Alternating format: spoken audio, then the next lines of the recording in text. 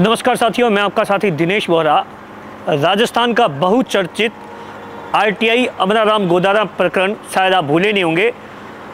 जैसा कि आप सबको पता होगा कि दिसंबर के महीने में जिस तरीके से अमराराम गोदारा जोधपुर से अपने घर परेऊ गांव जा रहा था, इसी दौरान कुछ बदमाशों ने आरटीआई एक्टिविस्ट के हाथ और पैर तोड़ दिए थे और उसे गंभीर हालत में जोधपुर रेफर किया गया था। और इस मामले में राजस्थान की गहलोत सरकार की ज़बरदस्त तरीके से किरकिरी हुई थी। यहाँ तक कि अमराराम गोदारा जोधपुर के सरकारी अस्पताल में कई दिन तक भर्ती रहा था और उससे मिलने के लिए बीजेपी के प्रदेश अध्यक्ष सतीश पूनिया से लेकर बीजेपी के तमाम नेता और इस मामले को लेकर ज़बरदस्त तरीके से राजस्थान की गहलोत सरकार घेरे में आ गई थी।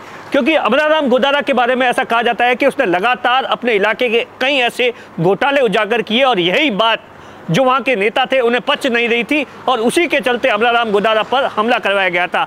और जिस तरीके से लगातार 15 से 20 दिन तक उसका इलाज जोधपुर के अस्पताल में चला और ऐसा बताया जाता है कि 2 पैर फ्रैक्चर हो गए थे और हाथ भी फ्रैक्चर हो गया था। आज भी अमराराम गोदारा चलने जैसी स्थिति में है, तो आप सोच सकते हैं कि 1 साल के बाद में और उसके बाद में जिस तरीके से पुलिस जाँच कर रही थी, तो कहीं ना कहीं अमराराम गोदारा और तमाम जो आरटीआई एक्टिविस्ट थे, बीजेपी के जो नेता थे, उन्होंने इस जाँच को लेकर कई सवाल खड़े किए थे।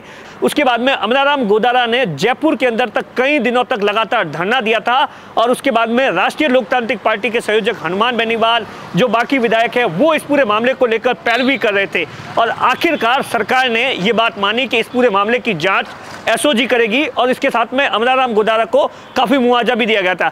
लेकिन जिस तरीके से एसओजी ने जाँच शुरू की थी, जो मुख्य आरोपी है जिस पर अमराराम गोदारा ने आरोप लगाया था, नगराज पर आरोप लगाया था, तो वो कई दिनों से फरार चल रहा था। इस मामले में जुड़ी ये खबर है कि उसे एसओजी की टीम ने कल रात को गिरफ्तार किया है। आप अपनी स्क्रीन पर पिक्चर्स देख रहे होंगे। ये पिक्चर्स जो कोर्ट में पेश कर रही है एसओजी की जो टीम है, वो कोर्ट में पेश कर रही है। इस दौरान जो नगराज है उसने मीडिया से बातचीत करते हुए सीधे तौर पर कहा कि जो भी आरोप लगाए गए हैं अमराराम की ओर से, वो पूरे के पूरे राजनीतिक देश भावना से पूर्ण है। मैंने इस तरीके का कोई भी षड्यंत्र नहीं रचा। जो तमाम आरोप लगाए हुए हैं उसकी जांच हो जाएगी, जांच में दूध का दूध और पानी का पानी हो जाएगा। दरअसल मैं आपको बता दूं कि अमराराम गोदारा के बारे में ये कहा जाता है कि उसने अपने और अपने आसपास के और बाड़मेर जिले का वो बहुत बड़ा आरटीआई एक्टिविस्ट है और उसी बात को लेकर लगातार वो आरटीआई लगाता रहा है। उसने ग्राम पंचायतों के कई घोटाले उजागर किए थे। यही बात जो बाकी जो वहाँ के जो सरपंच थे, पूर्व सरपंच थे, इस बात को लेकर पच नहीं रही थी। और इस दौरान अमराराम गोदारा के मामले में कई जो बीजेपी और कांग्रेस के नेता थे उन पर भी आरोप लगे थे उस वक्त। लेकिन जिस तरीके से अब एसओजी ने गिरफ्तारी कर दी है, इस पूरे मामले में सबसे पहले हम आपको सुनाएंगे जो आरोपी को पकड़ा है उसने क्या कुछ अपनी सफाई में कहा है। और उसके बाद में हमने अमराराम गोदारा से भी बातचीत करने की कोशिश की, तो उन्होंने हमें बताया कि मुझे जिस तरीके से सरकार ने एसओजी को जांच दी थी, पुलिस ने मेरा सहयोग किया, सरकार ने सहयोग किया, हनुमान बेनीवाल ने सहयोग किया, मुझे उम्मीद है कि मुझे न्याय मिलेगा।